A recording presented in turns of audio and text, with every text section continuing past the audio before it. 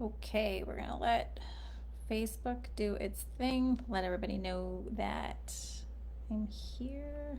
Am I live? There we go. I'm live. There we go. Okay, got my comments set up. We're good to go. All right. So today, let myself situated here. All right, so today we're talking about the surprising and hidden factors behind that stubborn belly fat that you just want to get rid of, right? So I always like knowing who's here. So head to the comments. So Sharon says, I'm here live too. Lisa says, I'm live. Good. You know the drill. I like it. And so you just head to the comments and let me know if you're here live or let me know if you're here on replay. And that's kind of signals to me that you're an imperfect action taker. And remember that these trainings are all about doing simple better. Okay, so today's training is going to feel like a repeat of maybe some of the earlier trainings, but it's going to look at belly fat through 4 different lenses. The reason I wanted to do this training is because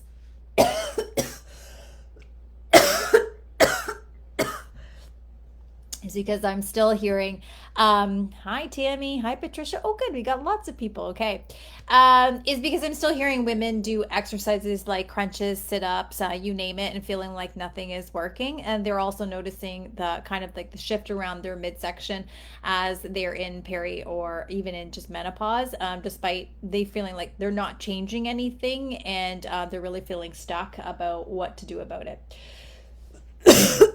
I'll get the tickle out yet. So what I hope it leaves you with is a strategy that perhaps you haven't considered that will actually get you the results that you want. So again, we're going to go through it through looking through 4 different lenses to help you understand, hey, maybe I've only been looking at it this way and I really need to consider it this way. And so I hope that that's what kind of I leave you with today. And I hope that what also is that you start focusing on what actually matters for losing the belly fat versus focusing on things that, they feel like you're doing a lot, but they're actually not going to be adding up too much. So again, it's going to feel like if you've been following along, then some of it's going to feel like a repeat of what we've already covered in other trainings. Okay, so the first one is hormones, particularly because we're talking about perimenopause, if not menopause. And what happens is that there's a shift in cortisol, and cortisol really just likes to deposit itself around its midsection. Why they've made friends, we're not really sure. I mean, we do know, but basically that's what's happening is it leads to stubborn belly fat. And then what we have is a down regulation or like less estrogen and progesterone. That goes down. So cortisol goes up and then estrogen and progesterone goes down. So that means like your stress tolerance decreases. So what used to get you really stressed out, it took you a lot to get to that point and now it takes you very little. Cortisol goes up easier, and not just because we have big stressor things happening around our life, but because we have all these hormonal changes that are happening on top of stressors, or even just like mind stress as well. And then you have hormonal imbalances that kind of lead to more fat storage. So low estrogen makes it harder to build and maintain muscle, and muscle keeps metabolism running high and you're burning more calories. Plus, when estrogen's going down, you're losing muscle. It's harder to burn calories and you're kind of favoring more fat storage, particularly around the belly. And then low estrogen equals more inflammation, which equals more fat storage. And don't forget that if you're drinking alcohol as well, it drives up more inflammation, as well as eating foods you're sensitive to. And then low estrogen increases in insulin resistance, which is also a fat storage hormone. And then perimenopause, I was trying to make it fancy there, is the risk of you have the risk of reducing your thyroid function. And then when you have your thyroid isn't operating, it's your body's thermostat, which means that you burn less calories, just doing everyday things, and then that equals more fat storage. And then your metabolism shifts a bit from there, not as much as what you think, but it kind of shifts as a result of all of these other things that we're doing or not controlling for, or these variables, if you wanted to say. So that's kind of why you feel like you're doing everything and nothing's happened, I'm doing exactly the same, or I'm doing everything right, and then it just won't go away. There's all these things that are kind of happening in the background that are making that why it is, why it just, the weight won't seem to leave that area, or why it feels like the weight distribution looks different. Well, it is different, right? It's not what we feel, we actually see it, right? So what women often miss about stress or cortisol is that it doesn't have to, again, be like a big T event. We don't consider how like general, like stress, like everyday life, like under eating, cutting carbs, doing a lot of cardio, even too many workouts, long workouts, not enough recovery, not enough sleep, rushing around, can all be stressors. And this is why we need a different approach at this stage of life. What used to work just won't work at this stage of life. So that makes you think about it from a hormonal perspective, right? That oftentimes we're not considering. Yes, we're seeing and feeling that we are in menopause or headed in that way, but we're not considering why this is all happening. So you're like, oh, Cindy, it's a lost cause, then it's all menopause to blame. Well, no. If your cortisol is going up, then we want to do things that help reduce that cortisol. I mentioned quite a few actually right now in this training, and there are many more that you can do to control cortisol, because your hormones will also respond to what it is that you're doing or not doing. So if you already have high cortisol, you're doing all the things that elevate cortisol, then you have the hormonal imbalance that's creating more cortisol, you're just creating a perfect shitstorm, right? But if you're looking at controlling the variables or more of the variables to bring your cortisol down, then this has less of an influence or less of an impact on us, right? And same thing when we have inflammation going up, one, because we're drinking alcohol, two, we're eating foods that we're sensitive to. We know dairy makes us feel bad, let's say. I'm not picking on dairy whatsoever, but just saying that that's a food, and then you eat it anyway. Or we know that we have diarrhea and we feel like crap after we drink a lot, but we do it anyway, those sorts of things. But also just inflammation because we're not going to the bathroom regularly as well. So then we also know, well, that also, even though you haven't changed anything, you're doing everything right, well, that's not going to change that area in your, because you just have too much inflammation. The body's priority is to clear out toxins if you're drinking alcohol or the foods that you're sensitive to,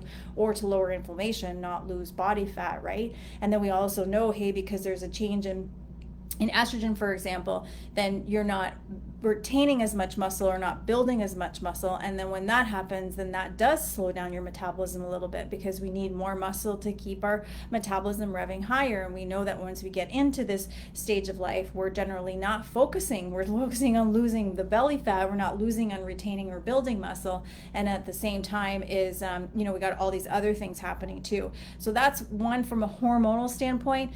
That's why I wanted to look at that, is because, hey, you're thinking like, I'll cut out carbs, I'll just fast, I'll just do more cardio, I'll just eat less, I'll cut my calories way back down, but nothing is working. Well, you're not considering all these other things and the influences you can do. How can you help yourself in terms of cortisol? How can you help yourself in terms of reducing inflammation? How can you help yourself in terms of those hormonal imbalances, particularly keeping your insulin in check, because that's a fat storage hormone, keeping your thyroid functioning, because that's your body's thermostat, and then keeping yourself retaining and building muscle so that your metabolism revs high. So even though it's like at this stage of life, you need a different approach, right? What used to work isn't necessarily going to work at this stage of life. We need something different because our body is doing something different and therefore requires something different. So that's the first step that we wanted to look at, is the relationship between hormones and your belly fat as well, that you want to get rid of. The second part we want to look at, which I kind of already alluded to, is the digestion in the belly fat. So when digestion isn't working properly, whether it's, you have diarrhea, you have constipation, or maybe like you toggle between both, is one day you have diarrhea, one day you have constipation, or it's like you don't go for 3 days and you have diarrhea and you have constipation. It can lead to inflammation throughout the body, especially in the lower abdomen, right? So we've all been there where we've been like super bloated, and then that extends out and you feel like you're pregnant and you're not, and you're like, what the hell happened? And sometimes we can relate it back to what we did, but sometimes it's just like coming out of nowhere, right? Some of you are waking up in the morning and you're feeling like that. Sometimes it's happening in the afternoon, or sometimes you're going to bed and you're feeling that way. So we already know that, hey, digestion impacts the way it feels and the way it looks down there, right? And that can cause more bloating, more discomfort, and it can make that belly area obviously look and appear larger. So for women in perimenopause, this is even more challenging, right? Because we have the hormonal shifts that we're talking about, right? That also what happens during those hormonal shifts is that it slows down your digestion.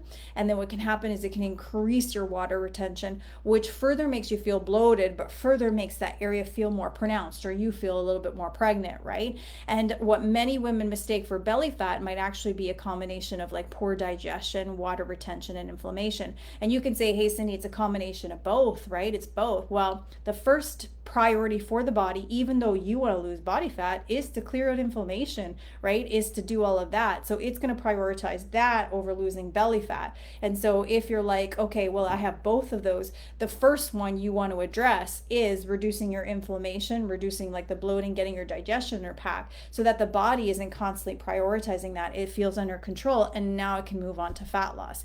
It's not to say that it can't work out both things at the same time, but when you have a limited reserve of energy or in the body's capabilities, then it has to do one or more so than the other. It's not like you can build fat and burn muscle build muscle and burn fat at the same time, but it's always, you're depending on what you're doing is going to influence one over the other. So the body's priority is always to clear out inflammations and toxins first, because it's always his number one job is one, to keep you safe, but to keep you in homeostasis. And so even though you want to do fat loss, that's what the priority is. So if you're sitting here and you're like, okay, Cindy, yes, hormonal, check. Okay, so I got to get my cortisol under check. I got to keep my thyroid regulated. I got to get my insulin. Like, there's so many things that you can then start tackling. You have more options, you have more choice or whatever, versus like conceding to the fact that you're in menopause. But then on top of that, it's like, okay, yeah, Cindy, it's not only just, yeah, the weight's gone up and I have a lot of weight there, the weight it's distributed differently. It's also this digestion piece. And I really have not been looking at that, because I've just been looking at optimizing fat loss, and then I'll figure it out, or I've never seen the connection between the two. Then now it's the time to prioritize your digestion. So if you've been doubling down on like ab exercise or other intense workouts, but still not seeing changes kind of like you want in the belly, the issue might not be a lack of effort. Instead, it could be like unresolved digestive issues that need to be addressed. So by focusing on improving your digestion, again, you can reduce that inflammation, decrease the bloating, and finally start to see the changes in your midsection, right? And all of that work that you've been doing will actually start to add up to something if you can clear out the inflammation there. So we've gone from hormones, we've gone to digestion. So those are two different lenses to view your belly fat. The third one is to look at it from pelvic floor and core exercise, and why that matters for your belly fat. So if you're just tuning in, you got to go right to the beginning, because you got to hear the section on hormones, you got to hear the section on digestion, and now we're talking about pelvic floor and core strength. So the pelvic floor goes through many changes, like especially because you're experiencing hormonal shifts, like the decrease in estrogen during peri and menopause. So these changes can lead to like decreased blood flow, a loss of elasticity too, and an increase in pelvic floor tension. So when your pelvic floor isn't functioning properly, it can cause your lower abdomen to feel tight, bloated, appear larger than it actually is. So your pelvic floor is like this trampoline, basically. So for women who, you know, I don't know where my words are today. You cough, you sneeze, you laugh, you jump, and you leak a little bit or you leak a lot. That's your pelvic floor. It's like a trampoline, and what's happening is you don't have the same rebound effect that you had. And maybe it's always been that way. Maybe it's been since pregnancy, but maybe it's more so since menopause. We've just explained the changes that are happening in menopause and why that might be. But basically, your trampoline doesn't rebound quick enough in order to catch that stuff, right? And so that's why. So even though it's common for a lot of women to pee when they laugh, or trickle when they laugh, or when they sneeze, or when they cough, or when they jump, it is not normal. And I want to repeat, it is not normal. There are things that we can do with that, but it is related to you feeling like your abdomen, you have a lot of fat, or it's descended there. So one key thing to understand about your core is that having a strong and functional core doesn't always mean having a flat stomach. So someone can have a lot of fat and still be super strong and functional within their core, but they don't have a flat stomach. And so those two things, same with if you could see somebody with a six-pack abs, it doesn't mean that they're super strong because they have the six-pack abs. So I did want to separate or delineate between those two things. So in fact, the issue with the pelvic floor can contribute to why your belly might not look as flat as you think. And that could be for 3 reasons. So the first one could be you have abdominal separation, so a diastasis recti. So this usually typically happens after pregnancy, but it can happen for so many reasons other than pregnancy, because I've certainly had people in the gym who haven't been pregnant who have it. And I've also had 2 men as well in my gym, excluding online, that have also had it too. So it can happen to men too. But after pregnancy, kind of your abdominal muscles, they kind of separate to make kind of like room for the baby. And if those muscles don't return to their normal position, it can create a bulging effect in the abdomen, making your belly appear larger. And that could be that it's not even fat. So we're excluding, like, talking about a hernia. Obviously, if you have a hernia, we can then see that. But here's the one thing that I want you to walk away with that is that, okay, so let's say you have the splitting of the abs, right? Like they never kind of fully heal together. And, and you have that. And let's say you're doing, I hope you can see me. Okay, let's say you're doing crunches. Okay, so you figure this. So I'm going to fold my shirt here. And you have this gap, this separation kind of, I just got to make sure it catches up so I can see. You have this separation in your shirt here. So you have this gap here and you're doing crunches. What happens? What happens to that gap? It opens up, right? And so you could be spending so much time doing crunches and core work, and it can actually be making that separation so much worse. You feel weaker in your core. You don't feel as strong. 2, you feel like it's like protruding a little bit more. And 3 is that you probably have more leaking as well that's happening sporadically as well. So you have to think about that as well in terms of that area. And then number 2 is that reduce absent or muscle activation. So if your core muscles aren't activating properly, your belly can feel like really loose or weak, and you might notice that your abdomen looks softer or less toned. So without proper muscle engagement, your core isn't doing the job of holding the belly in, which can make it look a lot bigger. And again, that goes back to, again, if you're doing a lot of core exercises because you're trying to melt the belly fat in that area, as despite the headlines that you might read, well, if you don't have proper engagement, and I can tell you, like, I would wager that about 95% of women don't know how to engage their core. Like when I'm in the gym and I'm telling people to like pretend like you're holding in a fart, or I'm coming in to punch you or tickle you, they have no idea how to do that while they're, doing a shoulder press, while they're doing a squat or that sort of thing. So it causes other muscles to take over to be able to do that exercise for you. And then it makes your core weaker, and then you just it's just not able to do the job it needs to. And then that contributes to it looking bigger. But it also can creates compensation patterns. So when your core isn't functioning well, your body starts to compensate by using, again, like other muscles. So for example, you're doing core work because you want to melt the belly fat, but it burns out your hip flexors, so the tops of your hips. That's where you feel it all the time, or you start to feel it in your lower back all the time. So this compensation can lead to like a tilted pelvis. So rather than your pelvis being like this, you have your pelvis like this. So this is my back, and then my pelvis starts to do this. Well, guess what happens if I have a belly and I have belly fat? It starts to make it feel like it's going this way. It's bigger than it actually is, because my back starts to curve a little bit, right? Because I'm developing compensation patterns like that tilted hip, tilted pelvis, and then your belly kind of comes forward. Versus if I had it like a straighter, the pelvis wasn't tilted, then that doesn't come out as far, right? So this results in the belly, again, like looking bigger and less flat, even if you're doing all of the right exercises. So this is to say, like, we've gone from hormones, we've gone to digestion, inflammation, and now we're looking at pelvic floor. So by addressing the pelvic floor issues, and that's through proper breathing, alignment, and bracing, you can start to kind of retrain your core. And this will not only help you kind of build strength, but also reduce the appearance of like a protruding belly, giving you like, I guess, like a more flatter and more toned look that you're aiming for. So remember, it's not just about doing like more ab exercises. It's ensuring your core is functioning correctly so your body looks and feels its best. What's the point of having flat abs if like you're not stronger, you still feel really flabby, and you have all these compensation patterns, like your hip flexors are always tight, your glutes are always sore, or they're not, you can't even feel your butt turning on, or it's like your lower back is always sore, right? So it's understanding that can contribute to the way you feel, or the way that area of your body looks too. So the next one, the last one, is understanding that there's two different types of fat. So there's subcutaneous fat and then there's visceral fat. Let me just wet my whistle. So when we talk about fat, it's really important to understand the difference between these two types of fats because they play like two different roles in your body, right?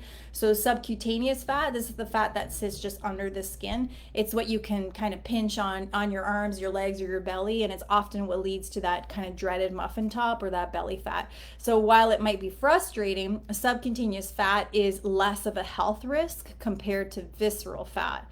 Visceral fat is the type of fat and it lies like deeper in the abdomen and it kind of like surrounds your organs. And visceral fat is dangerous because it's linked to serious health issues like diabetes, heart disease, high blood pressure. So you can have visceral fat even if you're not obese, which makes it even more concerning. So if you have a higher amount of fat around your middle, there's a greater chance that some of it is visceral fat. And this isn't like the fat under your skin like we talked about. Visceral fat contains like different fat cells that have a different kind of like metabolic role. And these cells release inflammatory substances that can then, again, going back to the beginning, impact your hormones and then again your overall health.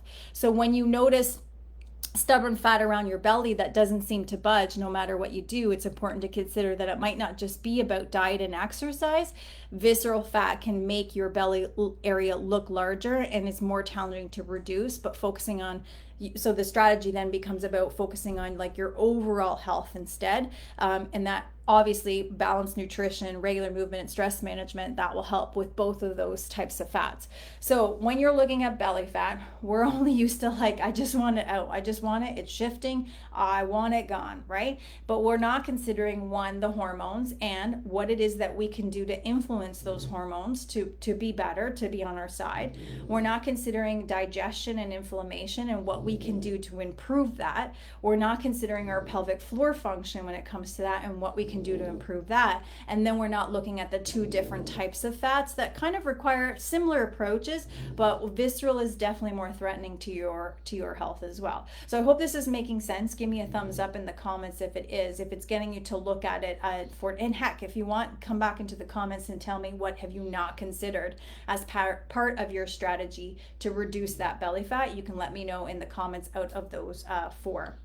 Okay, so that kind of covers the four areas, right? So other factors to consider obviously is like sleep that impacts your impact on belly fat. Sleep is crucial for hormone regulation, including your cortisol. Your ghrelin and your leptin are two other hormones too. They tell you like when you're full or satisfied and when you're hungry.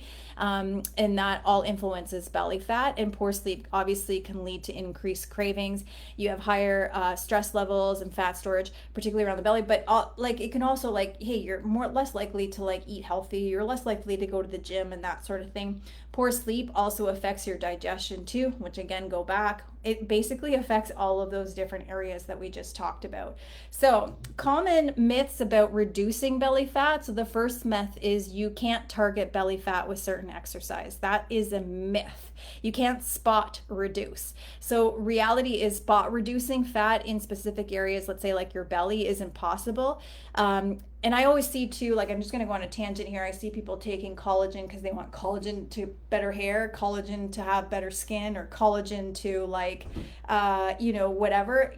Collagen is going to go where it has to go. It's not going to go because you think you need better hair. Let's just not, you can't like send it to a certain part of your body and do that. And so it's the same thing with spot reduction. You can't do spot reduction. Fat loss occurs through like obviously creating a calorie deficit where your body uses stored fat for energy versus storing more fat. So unfortunately, you can't choose whether the fat comes off. It's largely determined by your genetics. So I know if I'm doing like some sort of cut or whatever, I know that my legs are the last to come in.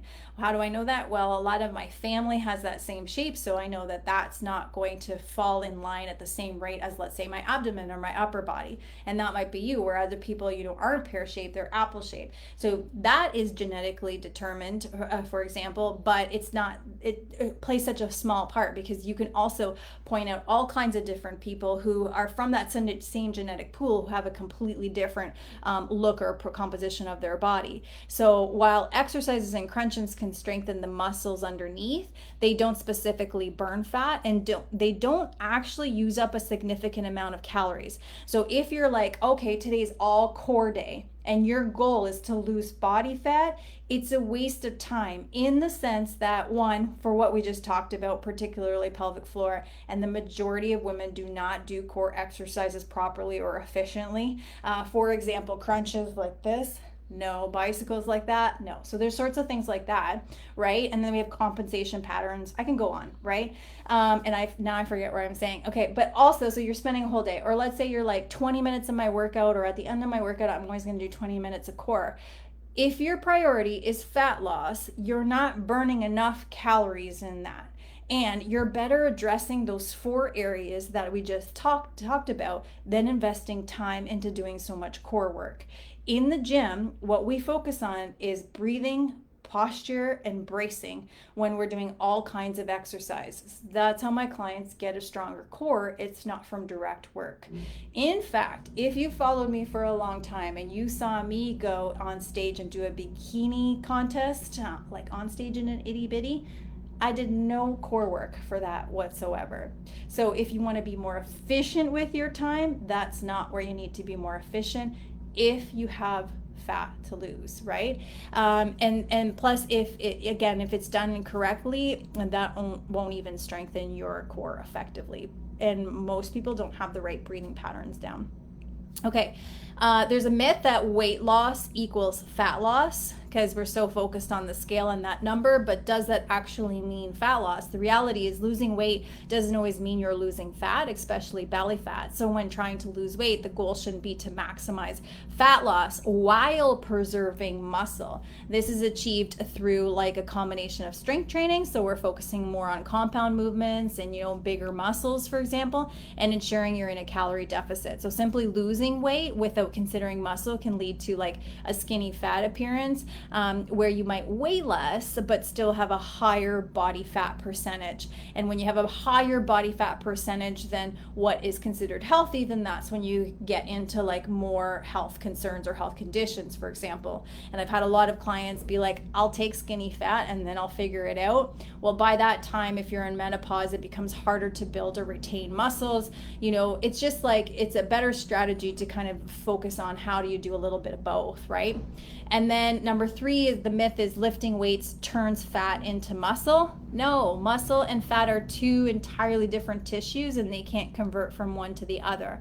So lifting weights helps build muscle, which can increase your metabolism and increase your muscle to fat ratio. This doesn't mean that fat turns into muscle. Rather, as you build muscle and lose fat, your body composition changes and you look leaner. So someone who has a lot of muscle, they might actually weigh more than you because muscle is just denser, meaning like if this was my fat, for example, this might be my muscle. They're both going to weigh 5 pounds, just this is going to occupy less space in my body, and therefore I'm going to look and feel, I'm going to look a lot leaner. But the fat does not turn into muscle. We got to let that one die. Okay, number 4 is doing more cardio will help melt belly fat. Well, so cardio, yeah, could work because it's going to put you in a calorie deficit, which you can also achieve in many other ways, right? And some, I would argue, are easier, and some that would be better placed because then you could build and preserve muscle at the same time. So while cardio is important for like your overall health and can help burn those calories, it's not the most effective way to lose belly fat. Strength training combined with like a balanced diet and proper rest is more effective for reducing body fat, including belly fat, as it kind of helps build more muscle. And when you have more muscle, it boosts that metabolism, but also it helps with that insulin regulation too. And then the other myth is that eating certain foods will burn belly fat. No single food will magically burn belly fat. You can take that liquid, you can take that supplement, you can take the CLA, you can take a fat burner, you can take that chocolate shake or that chocolate syrup or whatever. And it says it targets it. It does not target it. And what you're doing is banking on one thing to get you the result that you want, but not looking at the combination of stuff. That supplement's probably going to work a lot better if we're also optimizing our nutrition and our exercise. Or could you get there without it? All my clients get there without any of those supplements. So no single food, no single supplement will magically burn your belly fat. Some foods can support a healthy metabolism and help you feel fuller longer, but the key to fat loss overall is that calorie balance and eating nutrient dense foods. So relying on so-called fat burning foods without considering the bigger picture won't lead to the results you're looking for. So if you're in my inbox and you're like, I just tell me what to eat to burn fat, it's not how it works. It's just not. And I hope that you can see that from the training so far, right? And the myth, you have to completely avoid fats to lose belly fat. So healthy fats, like those found in like avocados, nuts, any kind of nuts, including peanut butter and olive oil, or even your hummus, are essential for overall health and can actually help with fat loss. That fat you eat doesn't turn into the fat in your body. But what they can do is help you feel full and satiated, which can help and prevent overeating. The challenge I see with a lot of women when I first start coaching them is that they don't understand how much fat they're actually taking in, and fat has way more calories than the protein and the carbohydrates, and that results in, because you're calorie surplus, and that creates more weight gain. So it's about managing your overall calorie intaking and choosing the right types of food, not cutting them out directly. And number 7 is cutting carbs will give you a leaner core. Not at all, right? Let's back up. Not all carbs are created equal, and drastically reducing your carb intake may not be the magical solution. If you're drastically cutting out your carb intake, then it's more about the calorie deficit than it is about cutting out the carbohydrates, which you can achieve in many different ways. The other thing is that carbs hold water. So when you see the cut out carbs and you see the scale drop, you have to understand, is it water weight that you're losing, or is it actual weight loss, or is it actual fat loss? What most of us want is fat loss, right? But we're not measuring or doing the things to optimize that. So carbohydrates are they're not an essential part of your diet. However, it is the preferred energy source of the body. And it's a great thing which we're going to talk about in a later training to help us optimize our pre and our post workouts and get the most out of our workouts. The key difference lies in the type of carbohydrates you consumed. So you have refined and you have whole grain. Refined, those are found in foods like white bread, pastries, sugary snacks. Refined carbohydrates are really quickly digested. They lead to spikes in blood sugar and insulin levels, which can promote a fat storage, particularly around the belly. I don't want to say that, hey, you can't have any of those things, but if we have a diet that has a lot of those things and the quantity that you're having the frequency and the quantity are high, then you're at chance of not being able to lose that belly fat. Not to mention that you might have some other health issues or health risks at play here. So I don't want to say like, hey, you can never have a sugary snack. That's not what I'm saying at all, right? It's all about, you have to consider like, this is bad for you. Well, yeah, it's bad for you if I'm eating it all the time or I'm eating it in large quantities. But if it's here and there, it's generally not, right? So whole grain, on the other hand, whole grains like brown rice, oats, and quinoa are digested more slowly, and they provide like a steady release of energy and keep you fuller longer. So they also help regulate your blood sugar levels and reduce the likelihood of fat storage. So why all this matters, cutting out carbs entirely can lead to, low energy, can lead to irritability, lead to cravings, make it harder to stick to your balanced diet. So you're like, good, and then the evening comes, good, 3 days, 4 day, you're not, good, and then the weekend comes, good, until in a social event, and then it all kind of goes out the window, right? So by making smart carb choices and balancing them with protein and healthy fats, you can really support your overall metabolism and work towards a leaner, healthier core without feeling like you're depriving yourself, right? So today's trainings, I'm just kind of keeping it short, kind of keeping you to look at it from a couple of different lenses that you might have not considered. The first one being hormones, and then how you have more say or more control over your hormones than you think. We're just not doing the things that influence our hormones in a more positive way.